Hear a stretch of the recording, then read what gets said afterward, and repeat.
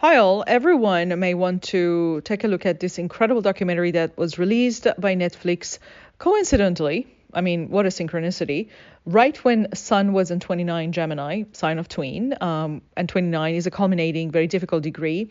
It always talks about fated events. It talks about life of, stuff that you read in Tolstoy novel, really, soap opera life. And on degree of soap opera life involving Gemini or twins, we have this incredible documentary released by Netflix, which is about exactly that. You guys have to watch it. I'm not going to spoil it for you, but I casted the charts. One of the sets of the twin, we know of the birth time. It was actually mentioned in the documentary. They said 10 p.m. The rural twins were born a day later, and the first twins, Bogota, Bogota city twins are born in basically a day earlier. We don't have birth time for that. However, we don't really need it. I mean, it would have been nice, but I'm basically positive about let's say, most likely both are Capricorn. But if the first set in Bogota were born before 10:15 a.m. on 21st, they would actually be Sagittarius sun. So they may even be very different in terms of their sun sign. And a lot of people may actually assume that because when you watch this documentary, you see that they're 180. I mean, the twins are 180, not just because they are actually born a day apart. And there are different genetics. When we look at astrology, we actually see that if indeed the first set of twins were born before 10:15 a.m., they are actually Sagittarius sun. But the thing is, we don't even need both of them to be different sun, or not be Capricorn sun, because the assumption is that they're both Capricorn sun. One set for sure is Capricorn sun, and that's the rural twins, the bigger guys, the bigger twins, as you can see in the documentary. The more quiet, reserved, kind of more, I would say, emotional twin. They're much more emotional than the other set, that is the city twins. And the small, you could say they're more smaller in size. The other twins, they're not as big as the other twins, and they are much more jovial, much more chatty, bubbly, friendly. You could say definitely personalities are 180, and that could be because the sun is very much different. I mean, Sagittarius sun and 180, it's 180 to Capricorn sun in terms of personality, but we don't actually need that. We could see that the moons are very different. So either the 10 p.m. twin, that is rural birth, they definitely have their sun in Capricorn. Their moon is a bit suspect. Either the moon is 1 Cancer with Chiron, which explains a lot about them, or it's 29 Gemini, which still explains a lot about them. The rural twins have a very difficult moon, and the moon is a bit depressive, very sensitive moon, extremely sensitive and affected by mother in life, by emotions of the mother, by maternal stuff, by mothering. And I could see, I mean, when you watch this, you see how much motherhood actually affects the rural twins, and how much they're affected by the concept of mother, and mother is like such a big deal. And there is this pain, there is this wounded healer situation, Chiron, which is very much affecting the rural twins, which is not at all affecting the, jovial, happy city twins. Even the one that was the one that was raised in the rural area, you'll see that he's not actually as affected by the mother situation as the other one. So you see that basically the moons are very different. It is possible that if it is a little bit before 10 p.m. for the rural twins, that the moon is probably in Gemini as well, because there are twins. It's possible that the moon is also in Gemini.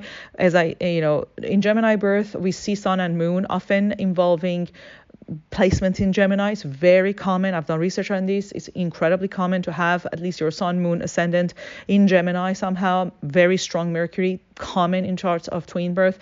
And it's a given almost, but it's possible they're 29 Gemini, moon. And if it is the case, perhaps Chiron is not as much affecting them. It is still within the range.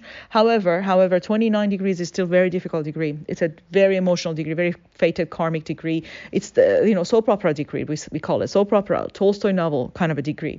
And they actually talk about soap opera in the documentary. So it's quite possible that it doesn't actually matter whether the rural twins have Cancer moon or Gemini moon. If it's Gemini moon, it's 100% 29 degree. And with the city twins, indeed, we can see that the city twins have very jovial, Gemini moon, a very jovial Gemini moon. I mean, they just love, the siblings. They love chatting. They love socializing, friendly, all of that. They're chatty Gemini types. And we can see that their sun is possible that's actually not even Capricorn. I'd say I really would love it if somebody could tell me what time the first set of the twins were born, the 21st December twins, the Bogota City twins.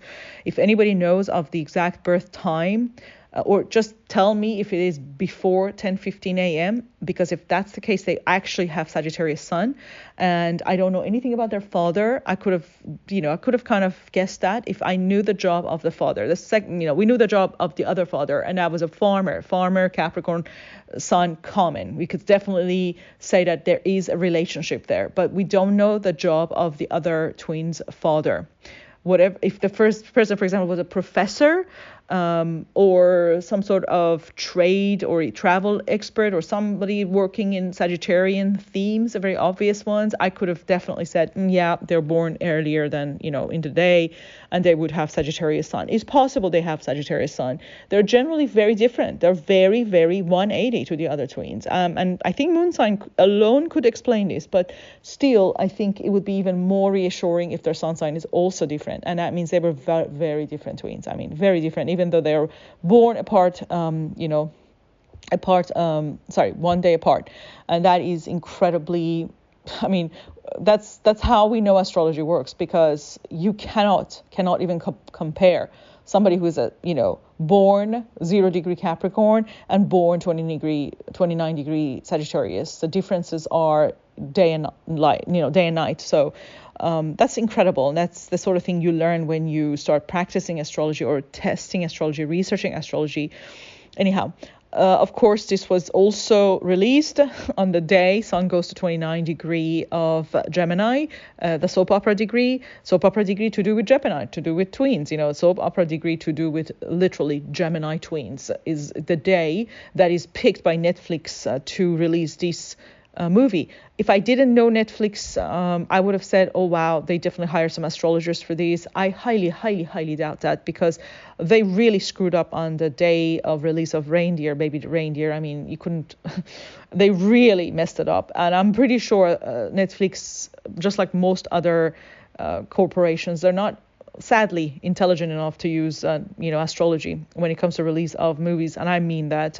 Nothing against them. I just don't think modern world even gets it. They don't know what they don't know. That's the reality. Anyhow, when it comes to the rest of it, please go and see how I actually analyze this. Please pause and read what I have written, because it's quite compact, it's full of details. But the way I deciphered the codes, this was entirely fated, or we could say part of the program. This is how the program was let's say, coded for them. This, of course, this exact script, this exact stellium would not be coded for everybody who was born at that time in this manner, of course, because every single one of these scripts can code for different type of archetypes. Astrology is archetypal.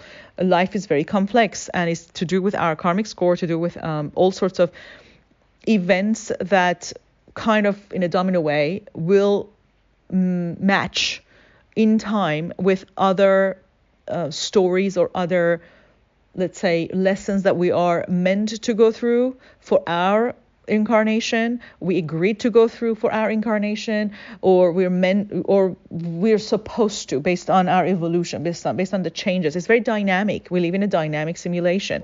Things change, codes change, all this sort of stuff change depending on how we change, how we evolve. Future is very much, let's say, future isn't really set. It's changeable. So what we get is basically someone who, for example, Mercury, Saturn, Uranus, Neptune is going to be coded for them in this manner, for the other person is the other manner. And of course, you don't have any twins. The Mercury for you has nothing to do with twins, or your twin sibling has everything to do with your communication, or your friends, or your cousin or relatives. It's very different in every person, in every situation. With these exact scripts, we are going to get a very different scene playing out, a different scenario. That's how it works. So, but one thing for sure, Without Pluto in Capricorn, once in a 270 something years, which is how long it takes for Pluto to enter Capricorn constellation due to its orbit.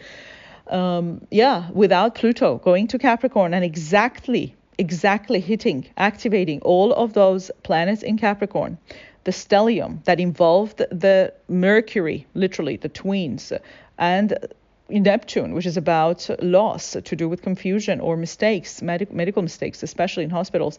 Without Pluto activating that, as you can see in the last slide, we couldn't have this happen. This secret was not going to be unearthed. This secret was not going to come out. And we can definitely be sure, as anyone who has had, major planets, especially Sun in Capricorn in the last many years has experienced, as most of you know, Pluto transits are not a joke. Pluto transits are psychologically very difficult. They are very transformative.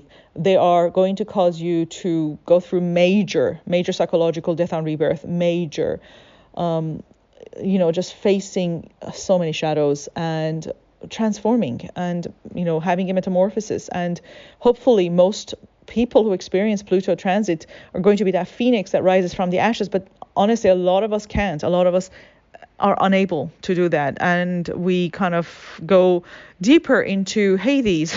It's not always that bad, but it is very difficult. It is very, very difficult, and I can imagine that the sets of twins, certainly the ones that are more emotional, especially the rural twins, they probably went through hell and back. They went to hell and back with this transit, and this discovery, this uncovering, this secret coming out of the closet, this secret coming out, it wasn't very easy for them. In fact, it was beyond difficult for them, the emotional twins, especially the rural twins, with the moon that is very emotional. It would have been very difficult, especially if the moon was in Cancer, because it would have been 180 to the moon, and it would have been so devastating for the rural twins.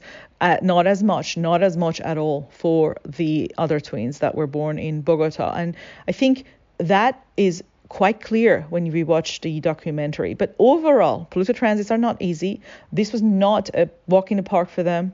This transformed them. And I think, generally speaking, when we survive a Pluto transits, there is this feeling of survival and feeling of endorphins you get from survival of a death event. This incredible contentment, this incredible euphoria that you get when you actually do survive a Pluto and come to the other end and you're slightly stronger or better or whatever, you feel euphoric. That is probably the best thing that could come out of a Pluto transit.